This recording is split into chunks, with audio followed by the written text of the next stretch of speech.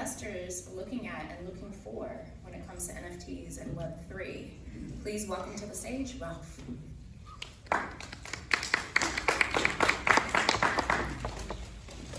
All right. Let's see if my slides work. Am I doing this right? I think so. There we go. Okay. So, hey everyone, and thank you for still being here. I had a discussion earlier with a fellow speaker. He's tomorrow at 9:30, and we were debating what is worse, my time or his time. Are people still here or are people already here? So, thank you all for being here. This is great to have you here. So let's talk about what investors are looking for in Web3 and NFTs. So about myself, it's basically very simple. I'm always an investor, I'm an entrepreneur and tech guy, so I always look at it like I'm investing my time in something, or my money, or my resources. I'm putting something into a thing or a company or a project to get something out of it. So this talk was a little bit funny to me, because when I proposed this idea, I was kind of like, isn't this common sense to ask this? Like, why would anyone buy an NFT? Isn't it a legit question to have in the first place? So let's dive into this a little bit. So who here lost money in NFTs? Raise your arm. Okay, of those who didn't raise their arm, who didn't lose money in NFTs or made money? That's great, love it. And who never invested any money in NFTs, so didn't lose or win? Fair enough, thank you for answering, this is fun. I think most of us who have invested money in NFTs, most will also have lost money because we bought something thinking, oh, this is a cool thing, this might turn into something, and it really didn't. So let's talk about something really interesting first, because there's a forbidden term here actually. We don't really want to talk about investing, right? Because if we talk about investing, we very quickly edge into regulatory issues with the SEC and all the equivalents worldwide that really don't want us to do that. Like, I remember there was like a leak of an email at OpenSea where like they discouraged the term investing from being used in any communication with people. Just to like make it very clear, you're buying art, you're buying utility, you're buying something, but you're not investing, you know? At the same time, what does that even mean? Like, when you buy something, you're wanting something out of it, right? Like you're collecting, there's value attached to it, there's something that you want out of it. There might be a personal value, like a piece of art that you really like, or you want to multiply the money that you've put into it. So you're buying an NFT for 1,000, sell it for 1,500, that kind of thing.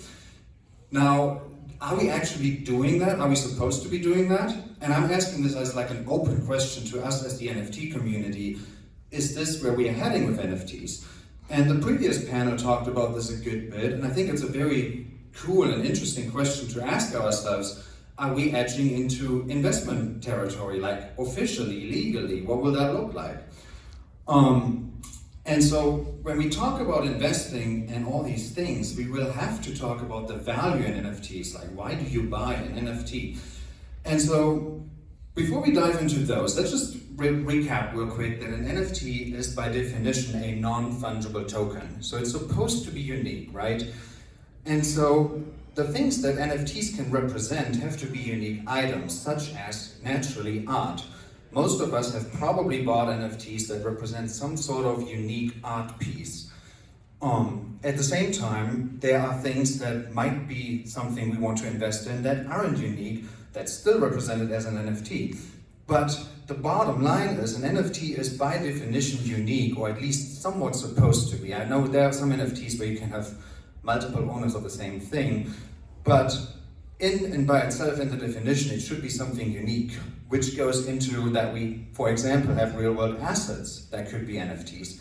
Houses, cars, IDs, driver's licenses, all these things are similar to what the nature of NFTs is really like. Now, are those things we invest in? That's a fair question to ask. Like, are you investing in a house? Some people say you do, some people say you don't because you live in it and you keep it up. So the question with investing and what investors are looking for in NFTs is really not all that different to what investors are looking for in life. We have collectibles. People buy art pieces or crazy monkey pictures or whatever else there is in NFTs, and they're spending money on it, hoping to have a higher return on it.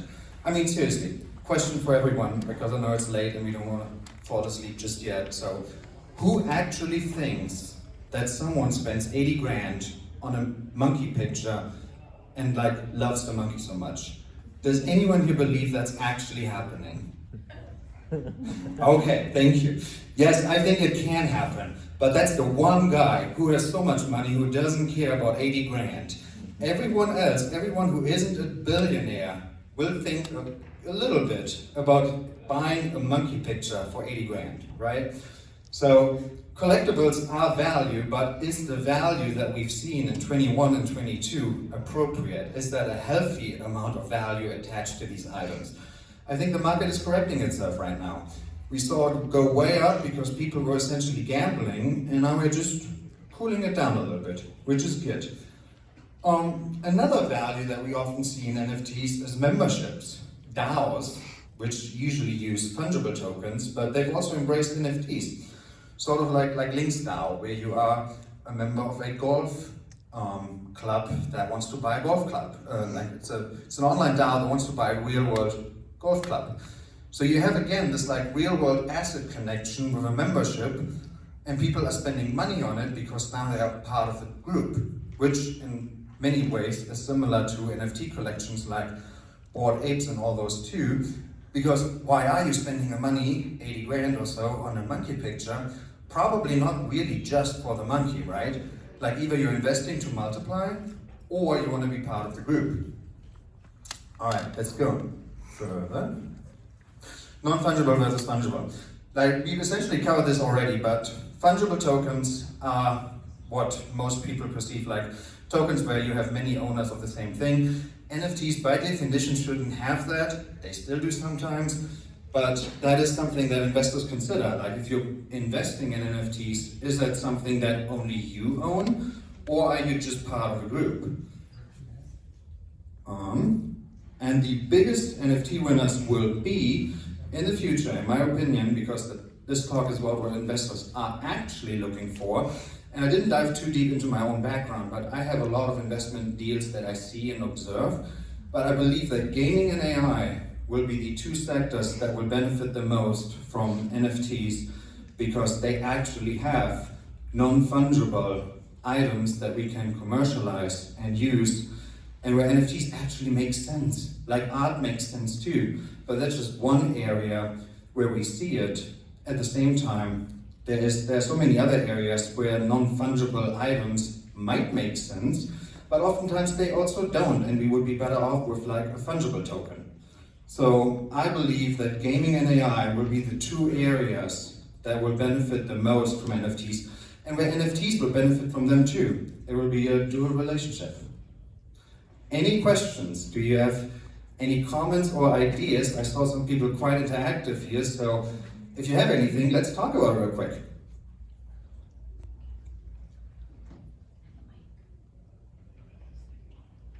Nothing? There's one question. I have a question.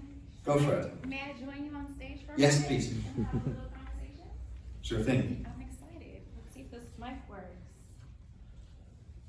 I hope.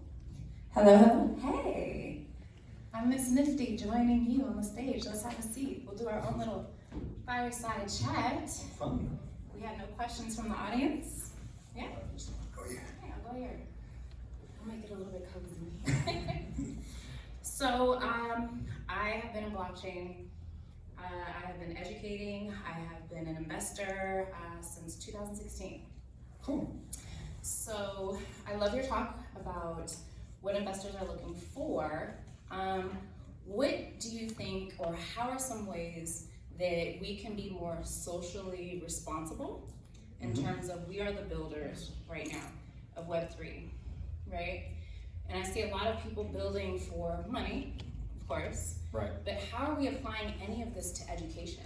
How are we actually impacting those who are actually going to be our future builders and change makers in Web3? That's a great question. I don't know that I can answer it in its entirety, but I can give you some ideas. So I have three young children. They're like all under 7. And it's funny because they know NFTs already, you know, like they see me do something And my son pointed at like a milk bottle with a QR code and was like, oh look, you can send crypto there. Because to him, a QR code was a crypto address because he saw it from me. Now, how are we educating them? That's a great question. I think, like similar to the talk before, a lot of it will be very natural. They will not just, like we don't have to tell them this is a blockchain. The term blockchain will be as natural for them as internet is to us, you know? Like, I like what someone said previously that like, it shouldn't be like web3 in X, Y, and Z. It should just be this thing, and web3 and blockchain are part of it. Like blockchain integrates itself into life and not the other way around. And I think especially with AI, we will see an increase there naturally that will, well, it would require education probably more for older folks or ourselves even, but I think younger folks will just naturally pick it up. Where like, how can you tell that this text is from an AI versus a human?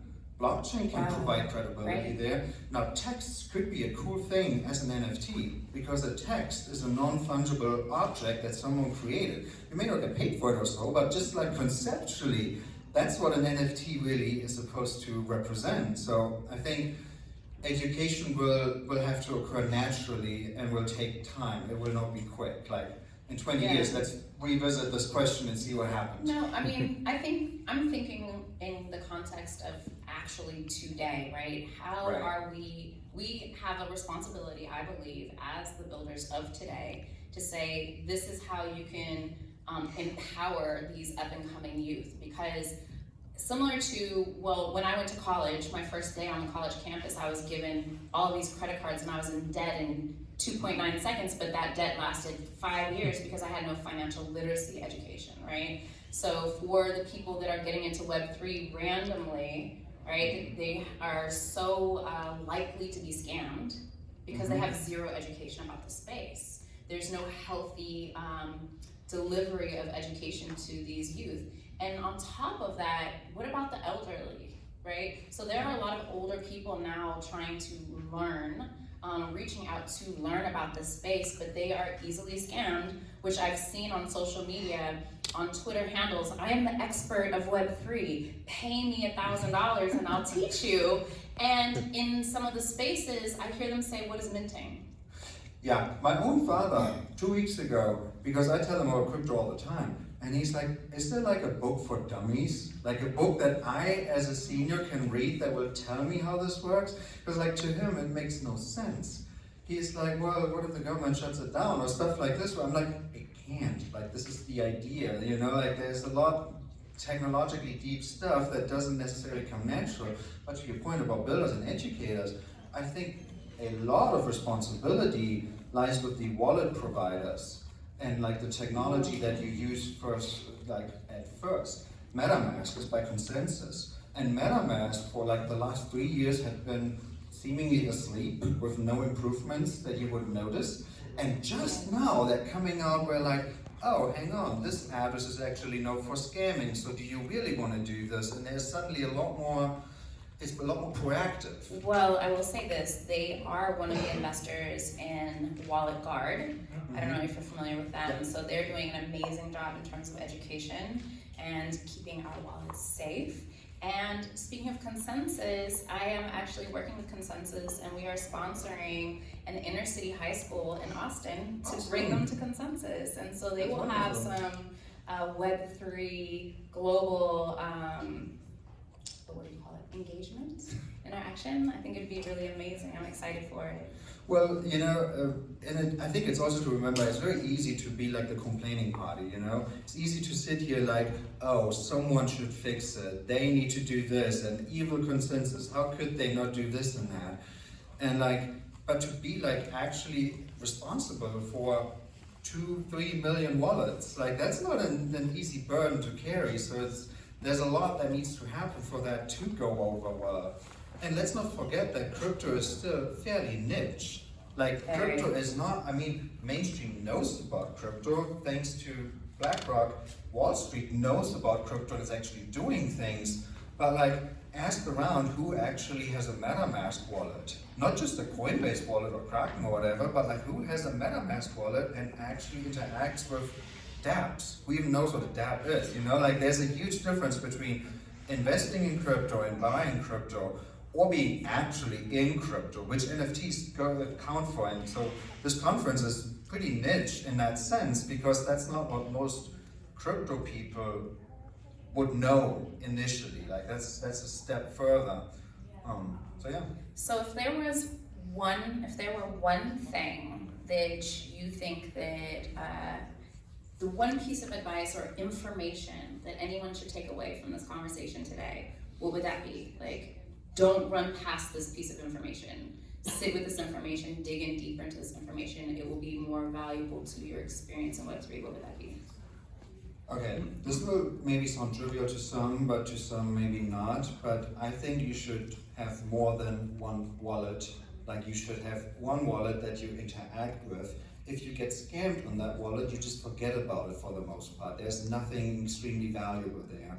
And then you have like actually safe wallets that you don't interact with. You send valuable stuff to them, keep it there. And if you get scammed in your front-end wallet, so what? Like, that doesn't bother you too much. But to have like a separation of wallets and not just this one mega wallet. And full disclosure, my front-end wallet is quite valuable. Like, I should take my own advice on this one, but that's why I'm saying it, because I'm like, it's a hassle there too, but it's important to take that to heart and really care about safety and protecting assets. Just like your house title, you wouldn't just have that on your front desk. You would have like a safe in the bank or somewhere where you put it. It wouldn't be just visible. So same for crypto. I agree with what he's saying, and this is what I go by. So yes, same thing here. So I have a wallet that I utilize to mint, and I have a wallet that I use to keep everything on that is valuable. That's kind of like my long-term life investments. Like my apes are there, my Clonexes that are, my grails are there basically, and so I never touch those. Right, cold wallet. But then I have the minting, I have the, this is what I'm going to utilize for claiming certain things, but never really utilizing it to store any money. $50, right? I don't really keep anything in there. And then you can transfer from there. This is also the other benefit of Wallet Guard is Wallet Guard actually does a test, if you will, like a fake transaction.